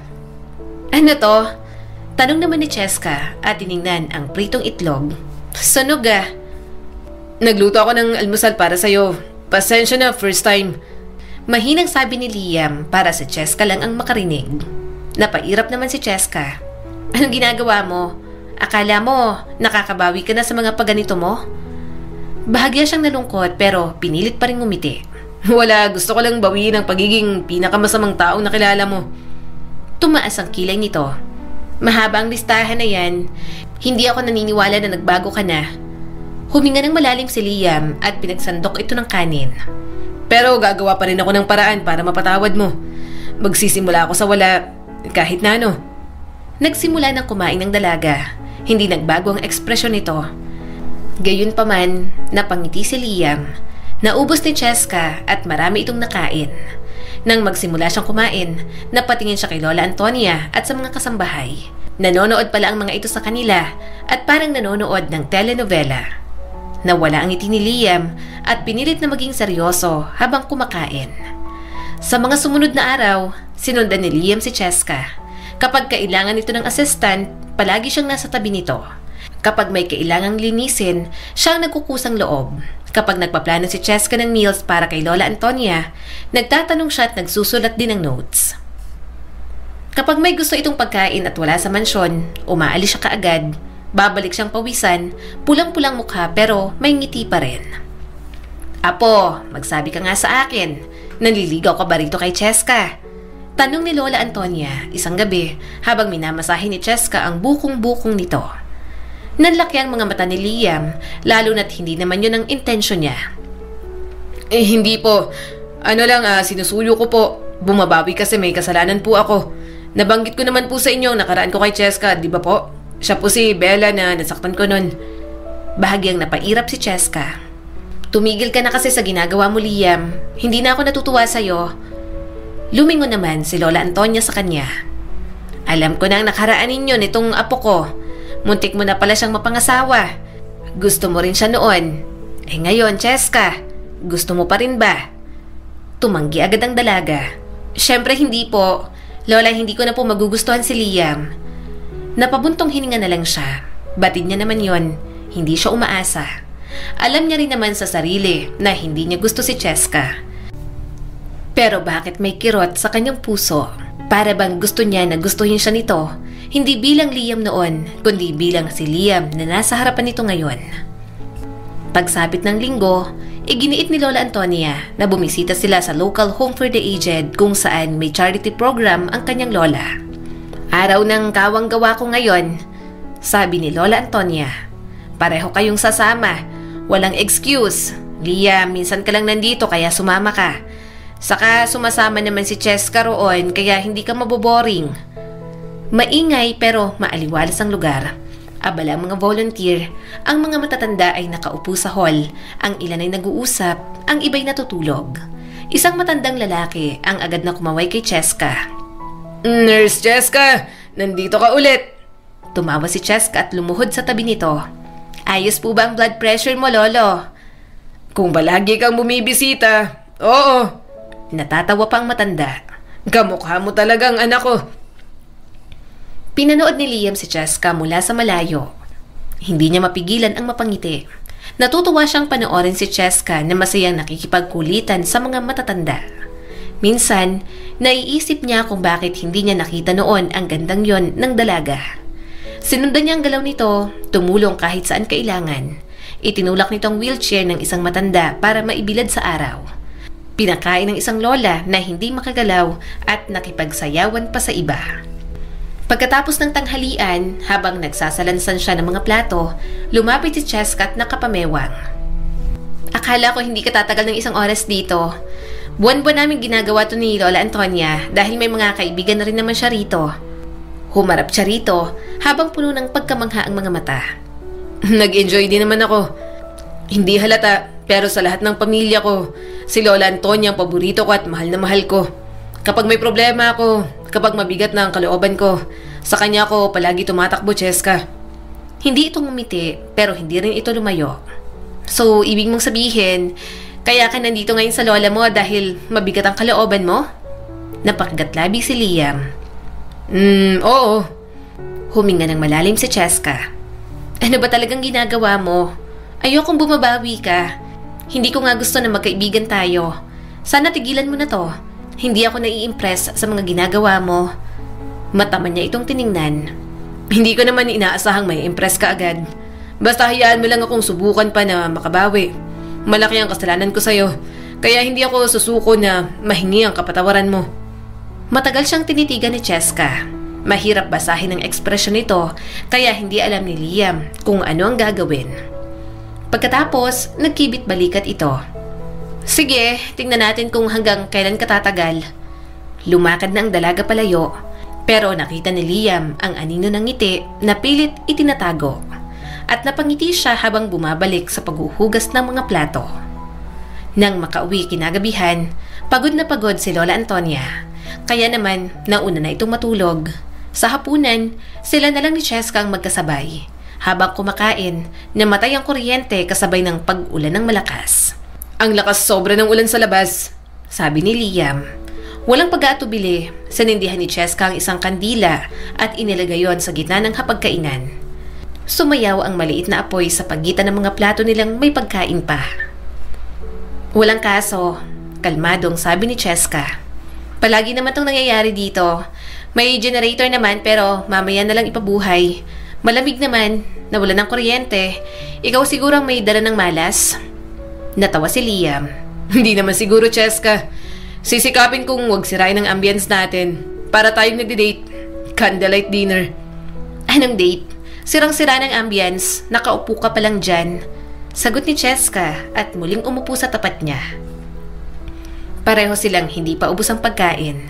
Napatingin siya kay Cheska sa pamamagitan ng munting ilaw sa kandila. Pinatingkad ang hugis ng mga pisngi ng dalaga at mas nakita niya ang pilik mata.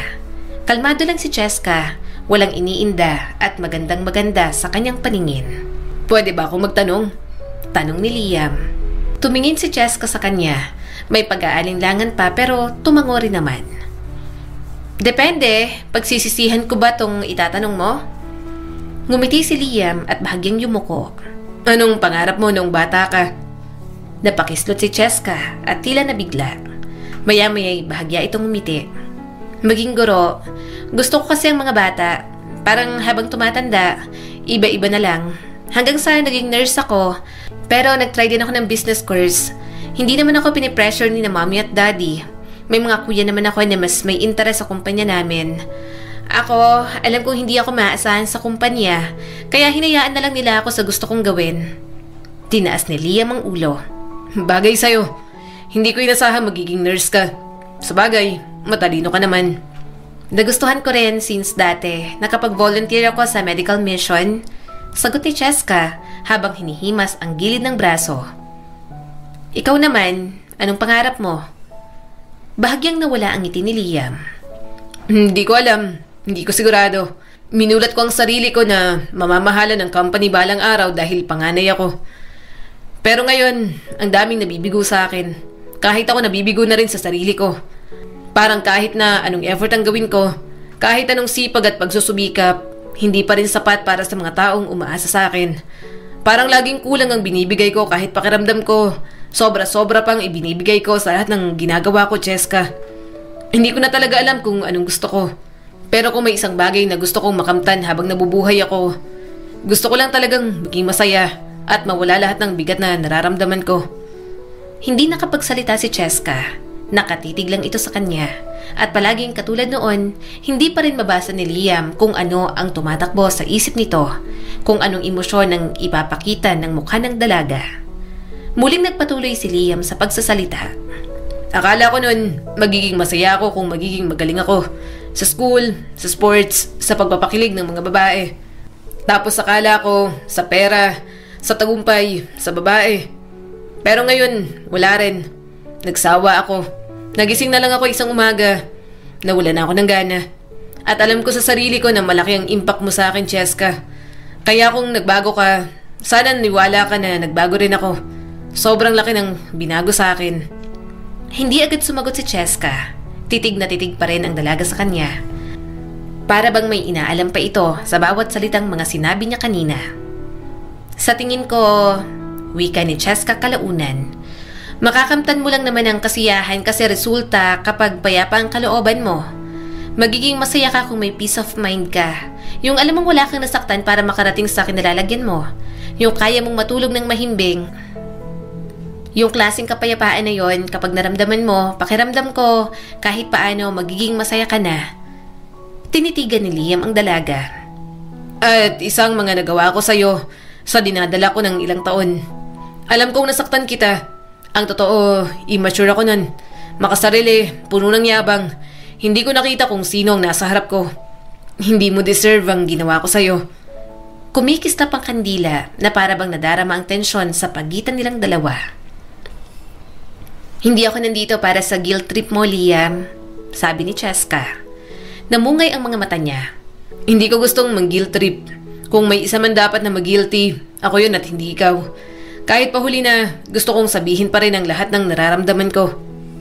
Tahimik si Cheska ng ilang sandali. Hindi na ako yung babaeng pinagtawanan mo nun. Ano bang gusto mo sa akin ngayon? Nag-alinlangan si Liam dahil hindi niya rin naman alam kung ano ang isasagot niya. Hindi ko alam. Siguro pagkakataon lang. Maging taong dapat sana'y naging para sa'yo. O makilala ka ulit kung sino ka ngayon. Bahagyang tumagilid si Cheska at tila nag-iisip sa kanyang mga sinabi. Maya-maya'y lumambot ang mata ng dalaga pero hindi ito ngumiti. Nasaktan mo talaga ako. Mahina nitong sabi. Hindi lang basta pagtanggi. Kahihiyan para sa akin. Lantaran at masakit yun para sa akin, Liam. Pinilit kong baguhin ang sarili ko, siguro dahil na rin doon. Pero binago ko talagang sarili ko dahil sa pagkakataong to, alam ko na kung paano mas mahalin pang sarili ko. Umalis ako ng bansa hindi dahil gusto kong mag-aral, kundi dahil hindi na ako makahinga rito. Kaya nagpakalayo-layo na ako. Bumalik lang ako rito nang sa tingin ko, nakabalik na ang kumpiyansang meron ako nun. Pero lahat ng kung sino ako nun, hindi ko na gustong magmarka pa sa akin.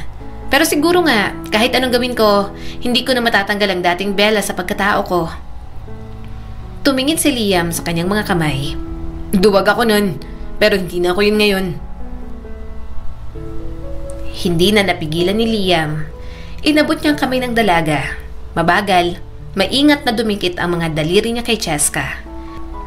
Hindi naman ito yung binawi. Nagtagpo ang kanilang mga mata. Hindi siya agad umurong. Umigting ang paligid sa katahimikan at puno ng hindi nasabi ng mga salita. Puno ng pagsisisi at ng pag-asa. Siguro kahit ng pananabik, nararamdaman din ni Liam. Bahagyang yumuko si Liam, kasabay ng mabilis na pagtibok ng kanyang puso. Hindi siya pinigilan ni Cheska sa una. Nang magkalapit na ang kanilang mga labi, sakalang ito umurong na parabang nahimasmasan. "Wag," bulong ni Cheska. "Hindi na kita gusto." Doon siya nasaktan dahil kay Liam, sa kanya lang napagtantong gustong-gusto niya ito. Si Bella o si Cheska man ito, parehong malalim ang pagtingin niya. Na baka kaya hindi niya nakalimutan si Bella ay dahil nakuha na nito ang kanyang puso noon nang hindi niya namamalayan. Dahan-dahang umatras si Liam. "Pasensya na." Tumayo si Cheska at nagsimulang ligpitin ang mga plato. "Tutulungan na kita." Mahina niyang sabi. "Wag na," tugon ni Cheska at halatang naiilang sa kanya. Hinayaan niya na lang na bumalik ito sa kusina, habang si Liam napapikit na lang at hinawakan ang kanyang mga labi. Nangangamba siya na baka mailang palalo si Cheska at mas lalo siyang hindi pansinin. Pero mukhang tadhana na ang gagawa ng paraan para sa kanilang dalawa ni Cheska. "Nasaan po si Cheska, Lola? Bakit hindi pa po bumababa?" tanong ni Liam. Napabuntong hininga si Lola Antonia. "Nagpapahinga, apo. May lagnat daw, sabi ni Eva." "Mamaya, tingnan mo nga. Dinalhan na ni Eva ng pagkain at gamot, pero tingnan mo pa rin. Mukhang nag-aalala ka na naman." Kaya naman, pagkatapos ng almusal, nakatayo si Liam sa harap ng kwarto ni Cheska. Bahagyang nakataas ang kamao niya. Nag-alinlangan siya pero marahan pa rin siyang kumatok. "Cheska?" tawag ni Liam sa dalaga. Walang sagot, bumilis ang tibok ng puso niya. Binuksan niya ang pinto. Sa loob, tanging ilaw sa gilid ng kama ang nagsisilbing liwanag. Nakabalot si Cheska sa kumot, namumulang mukha at basang-basa sa pawis. Kahit sa tulog, halatang hindi ito komportable. Lumapit si Liam, dinampi niya ang palad sa noon nito.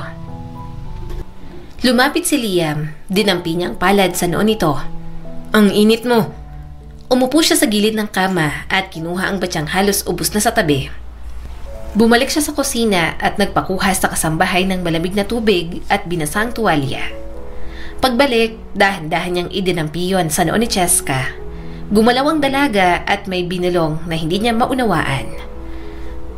"Liam, nandito lang ako, aalagaan kita." Tinanggal niya ang buhok na humarang sa noo nito.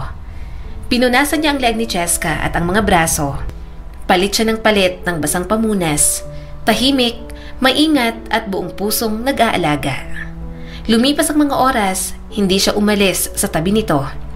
Habang binabantayan ito, mas lalo niyang napagtanto na mahal niya si Cheska. Hindi dahil maganda at sexy na ito. Hindi dahil sa guilt, hindi dahil gusto niyang bumawi. kundi dahil isang beses sa buong buhay ni Liam, yun ang unang beses na ginusto niyang magseryoso sa isang babae. Gumaling ka, please. Bulong niya habang inaayos ang buhok sa noo nito. Ayoko nakikita ka ng ganito. Lalo na't hindi pa ako nabibigyan ng pagkakataong mahalin ka ng buo. Bandang 3:00 ng umaga, na naigang antok, inihilig niya ang ulo sa gilid ng kama at hawak pa rin ang kamay nito. Unti-unting pumasok ang liwanag ng umaga nang magising siya. Nagulat si Liam nang makitang gising na si Cheska. Cheska, bulong niya at dali-daling umayos ng upo. Gising ka na. Okay na ba ang pakiramdam mo? Gusto mo ng tubig? Tumango naman ito kaya mabilis siyang kumilos. Tiningnan niya rin kung may lagnat pa. Nakahinga siya ng maluwag nang maramdamang mababa na ang lagnat nito. Nanatili ka rito. Mahina nitong sabi. Siguradong masakit ang likod mo sa pagtulog. Huminga ng malalim si Liam. Okay lang, hindi ako umalis. Natatakot ako, saka nag-aalala. Ang init-init mo, Cheska. Kung anong sinasabi mo, pinapawisan ka. Hindi ko kayang iwan ka ng ganun. Tiningnan siya ng dalaga. Pagod ang mga mata pero malambot ang tingin. Inalagaan mo ako? Uulitin ko yon. Mahina niyang tugon. Sa lahat ng pagkakataon, kahit wala kang sakit, gusto kong alagaan ka pa rin. Hinawakan ni Cheska ang kanyang kamay na labis niyang ikinagulat. Nagbago ka na talaga. Napalunok si Liam at parang hiniheli ang puso niya sa mga sinabi nito. Gusto kong bawiin lahat ng sakit na ginawa ko. Pero hindi ko na mababawi. Gusto ko lang na magpatuloy sa pagiging mas tamang tao para sa'yo. Pumikit si Cheska at isinandal ang ulo. Dati ini-imagine ko to na alagaan mo ako. Noong gusto pa kita, palagi ako nangangarap. Iniisip ko kung ano kayang pakiramdam na boyfriend kita. Hindi napigilan ni Liam na mapangiti. Paano nga kung naging magkasintahan sila noon? Ano rin kaya ang pakiramdam na maging boyfriend ni Cheska? Ano kaya ang pakiramdam na mahalin ito? Bahagya itong tumingin sa kanya at may munting ngiti sa mga mata. Ngayon, naiinis ako na baka gusto na naman kita. Mahinang tumawa si Liam pero para nang may nagwawala sa buong sistema niya. Bakit ka naman maiinis? Ayaw mo? Oo, ayoko. Humalakhak si Cheska. Kaso wala kang ibang ginawa kundi suyuin ako para mapatawad kita. At ang suyo mo, pakiramdam ko, niligawan mo na ako. Hinawakan muli ni Liam ang kamay nito. Hindi pa yun panliligaw. Hindi pa formal. Gusto ko tang ligawan ng alam mo. Napapatunayan ko naman na mahal kita. Kulang pa yun. Kulang na kulang pa, Cheska. At kung sagutin mo man ako at maging mag-asawa tayo, araw-araw pa rin kitang liligawan. Hindi ako perpekto, Cheska. Pero nandito ako. Gusto kong maging karapat-dapat para sa'yo. Papunta ka na doon, sabi ni Cheska sabay hikab. Pero dahan-dahan lang muna. Kilala kita. Nagmamadali ka palagi. Tingin mo sa mga babae mo, madaling makuha. Madaling nga namang makuha kasi marami kang babae at matinik ka. Tumawa si Liam. Anong mga babae? Noon lang yon. Ngayon ikaw na lang, Cheska. At magtiwala ka sa akin. Kaya kong maging mabagal. Kayang-kaya ko, Cheska. Kahit mabagal, basta papunta sa'yo. Alam kong kayang-kaya ko. Ngumiti ang dalaga at muling pumikit ang mga mata. Nakakainis ka pa rin. Alam ko. Bulong niya habang hinahaplos ang daliri nito. Pero nandito lang ako hanggat hinahayaan mo ko. At sa unang pagkakataon mula nang muli silang magkita, hindi na siya itinaboy ni Cheska. Nagsimula ng kanyang panliligaw at masaya ang kanyang kalooban na hindi na siya nito palaging binabara. Yun nga lang, naging busy ito sa mga sumunod na araw. Dumadalo sa mga conference at mga meeting. Busy din naman si Liam pero work from home lang muna siya para mapagtuunan ng pansin ang panliligaw. Nang sumapit ang hapon, mabilis siyang tumayo. Napangiti siya at diretso na agad sa pintuan. Bumaba si Cheska mula sa van, suot ang puting button-down at black pants. Kita ang pagod sa mga mata nito at parang gusto niya na agad alokin na imasahe niya. Parang 3 araw ka nang hindi natutulog, biro ni Cheska. Marami akong ginawa sa pinuntahan ko, pero bakit ikaw ang mas mukhang pagod? Napagod ako sa paghihintay sa'yo kahit nandito lang ako. Sagot ni Liam. Dinala mo kasi pati kapayapaan ko. Malakas na tumawa si Cheska. Ang OA mo naman? Napakagatlabi si Liam. Namiss lang kita. Gusto kong magpalambing sa'yo. Tawang-tawa pa rin ang dalaga. 3 araw lang yun, Liam. Parang 1 taon mo na akong hindi nakita. Saka anong palambing? Hoy, hindi pa kita sinasagot. Napangiti na lang si Liam. Umiling si Cheska at dumaan sa tabi niya. Kaya naman kinuha niya agad ang inihandang mga bulaklak para rito. Nanlaki ang mga mata ni Cheska. Wow, may pa-flowers. White tulips. Mahinang sabi ni Liam habang kinakamot ang batok. Naalala ko na yan ang paborito mo. Tinanggap yun ni Cheska at marahang dinampi ang mga daliri sa mga talulot. Naalala mo talaga yon? Marahan naman siyang tumango. Naalala ko lahat ng mga sinasabi mo. Kahit yung mga bagay na akala mong hindi ko pinapansin. Dahan-dahang humarap si Cheska sa kanya. Hindi ko inasahang ganito ka pala. Hindi ko rin inasahan na magiging ganito ako. Sabi ni Liam habang papalapit. Siguro, iba lang talaga kapag ikaw. Saka sure na ako na gusto kong magseryoso sa'yo. Dahil sa'yo, gusto kong maging mas mabuting tao. Hindi lang para sa'yo, kundi dahil ayoko na sa dati kong sarili. Ayoko nang maging taong yon. Ayoko nang masaktan ka pa. Pinagmasdan siya ni Cheska. Wala ang dating mayabang ng ngiti. Wala ang pakyut na kaugalian niya. Si Liam na lang siya natapat, walang itinatago at handang magbago. Napailing ang dalaga. Kung namimiss mo ako, sana man lang nag-message ka sa akin, 'di ba? Namungay ang mga mata ni Liam. Alam kong abala ka. Ayokong istorbohin ka. Pero naghintay ako bawat oras, bawat gabi. Iniisip ko kung naiisip mo rin kaya ako kahit kaunti. Tahimik si Cheska ng ilang saglit. Tapos marahan nagsalita. Namiss din naman kita.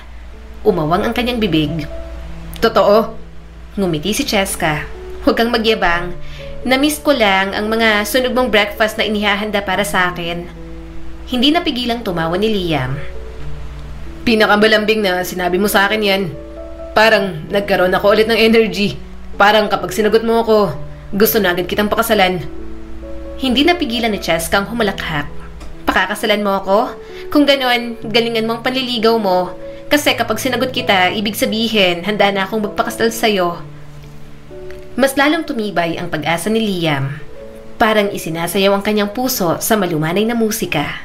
Hindi niya na alam kung saan pa ilalagay ang kagalakang nadarama. Nagtuloy-tuloy na nga ang panliligaw ni Liam sa dalaga. At habang tumatagal, mas nadarama niya na kaunting panahon na lang magiging sila na ni Cheska. Kaya naglakas loob na siyang maghanda para mas formal itong tanungin. Balak niyang mag-propose kay Cheska. Sa pagkakataong yon, wala nang mga bisita, walang mga magulang, walang engrandeng handaan. Tanging sila lang muna na handang ipakita ang pagmamahal sa isa't isa. Napatingin siya sa pinto nang lumabas si Cheska mula sa bahay. Magulo ang buhok, suot ang maluwag nitong hoodie at tsinelas.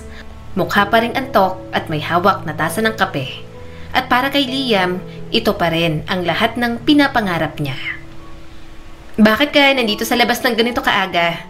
Tanong ni Cheska sabay hikab. Nakakaantok pa. Saka anong meron? Bakit bihis na bihis ka? Hinintay kita. Nakangiting sabi ni Liam. Ako? 7:00 pa lang ng umaga. Natatawa nitong tugon pagkatapos humigop ng kape. San ka ba pupunta at pormadong-pormado ka? May pinasabog ba sa kusina? Sabi ko naman sa'yo, huwag ka na mag-effort magluto. Tumawa si Liam. Wala pa pero baka ako ang sumabog kung di ko to masabi agad. Kumunot ang noon ni Cheska. Sabihin ang alin? Huminga ng malalim si Liam. Malumanay ang boses niya nang magsalita. Araw-araw kong sinubukang kilalanin ang bagong bersyon mo. Ikaw man si Bella o si Cheska. Ang pananahimik mo, lakas mo, takot mo, katigasan ng ulo, lahat ng yon. At kahit na wala akong kasiguraduhan ng una, nagpatuloy pa rin ako at ayokong sumuko. Napakislot si Cheska. Napalitan ng gulat ang antok sa mga mata ng dalaga. Para bang biglang nagising ang diwa nito sa mga sinasabi niya. Mahina siyang tumawa. Ayokong maging lalaking ipinilit lang sa'yo para sa kumpanya. Ayokong maging walang kwentang lalaki nun na pinunit ang love letter na binigay mo. Gusto kong maging lalaking luluhod dito sa basang damuhan na to at magtatanong. Marahan siyang lumuhod. Isabela Francesca Sarmiento. Bella, Cheska, papayag ka bang pakasalan mo ako?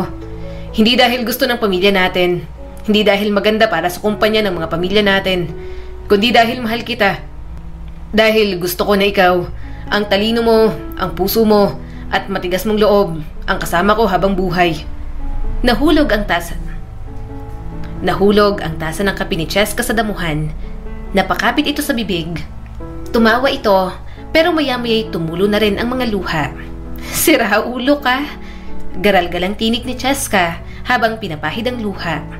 Akala ko nagbibiro ka. Sino bang naliligaw nang hindi pa ako nakakapag-toothbrush? Mumug lang ang ginawa ko. Nakapagtulog pa ako. Liam naman. Ngumiti lang siya. Gusto ko nang gawin to. Matagal na. Iniisip ko na gabi para mas romantic. Kaso hindi na ako makapaghintay pa ng gabi. Lumuhod si Cheska sa harap niya at hinaplos ang kanyang pisngi. Hindi ako makapaniwalang totoo to. Sabihin mo ng oo. Bulong ni Liam. Please. Hindi ako magsasabi ng oo sa aroganteng playboy na nakilala ko at crush na crush ko ng college ako. Hindi ako papayag at magsasabi ng oo sa lalaking pumunit ng love letter na pinaghirapan ko. Sabi ni Cheska at seryoso ang mga mata. Tumango si Liam. Tama lang. Dahil hindi mo deserve ang walang hiya at walang kwentang lalaki na katulad ko nun. Ngumiti si Cheska habang tumutulo ang luha. Pero sasabihin ko ang oo sa lalaking na natili sa tabi ko habang may lagnat ako, na nagbibigay ng bulaklak kahit walang okasyon, na sinusuyo ako palagi, pinipilit magluto kahit sunog at hindi marunong magluto. Tumawa si Liam. Sinapo ni Cheska ang kanyang mga kamay. Oo, Liam. Papakasalan kita. Tumayo siya at hinila na ito patayo. Nang yakapin niya ang dalaga, hindi niya na napigilang umiyak sa saya. Sobrang saya na hindi niya na alam kung saan palulugar. Hindi nagtagal, nagpakasal na nga silang dalawa. Pareho silang may trabaho sa Maynila, pero mas pinili nilang manirahan sa ancestral house. Nandoon sila kasama si Lola Antonia hanggang sa tuluyan na itong pumanaw, dahil na rin sa labis na katandaan at sakit. Lumipas pa ang mga taon, dalawa ng anak nila, at ang bahay ay puno ng ingay ng maliliit na yabag, halakhakan at mga minsang sigawan dahil sa mga away ng magkapatid. Ngunit kahit sa ganoong saya, may mga insecurities na pilit pa ring sumusulpot. Love, malumanay ang tinig ni Liam habang papalapit. Ayos ka lang ba? Bakit ka umiiyak? Anong problema? Hindi agad ito sumagot. Pagkaraan ng ilang sandali, dahan-dahan itong lumingon. Pasensya na. Ako lang to, medyo nagiging insecure na naman. Tumingin ako sa salamin kanina at ang taba ko na ulit. Ang pangit ko na ulit. Tumataba na naman ako dahil sa pagbubuntis at yung stress. Midnight snacks, puyat. Pakiramdam ko, ang laki-laki ko na, Liam. At kahit walang nagsasabi dahil mababait sila, kita ko, ramdam ko sa damit ko, sa balat ko, sa sarili ko. Parang hindi na ako maganda. Ipagpapalit mo na ako. Maghahanap ka na ng mas sexy. Umiling agad si Liam at pinunasan ang mga luha nito. Love, hindi. Tumingin ka sa akin. Ano bang sinasabi mo? Hindi ako maghahanap ng sexy. Walang ibang babaeng papalit sa'yo. Ikaw lang ang babaeng mahal na mahal ko. Cheska, ang ganda-ganda mo. Hindi na magbabago yon. Umiling si Cheska.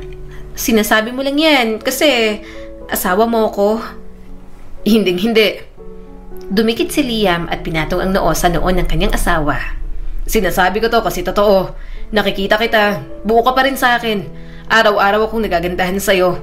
Buo ang araw ko kapag nakikita kita. At wala ni isang version mo na hindi ko minahal. Isang patak ng luha ang dumaloy sa pisngi ni Cheska. Pinunasan niya ni Liam gamit ang hinlalaki. Hinalikan niya bawat parte ng mukha ng kanyang asawa.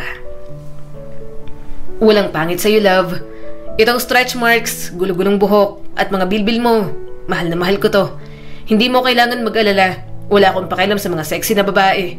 Sexy ka pa rin sa paningin ko. Ang swerte ko sa'yo, ang bait ng asawa ko. Masarap magluto, lagi akong minamasahe. Inaalagaan at mahal na mahal kami ng mga bata. wala na akong hahanapin pang iba. Kaya sana mapanatag ka, Cheska. Niyakap niya na lang ang kanyang asawa. Matagal silang nanatili sa ganong posisyon. Binuhat niya pa, kaya napatili talaga. Liam, ano ba? Ibaba mo nga ako? Reklamo nito. Tumawa naman si Liam. Tumaba ka pero kaya pa rin kita. Kayang-kaya kitang buhatin. Malakas ang mister mo kaya wala ka dapat ipag-alala.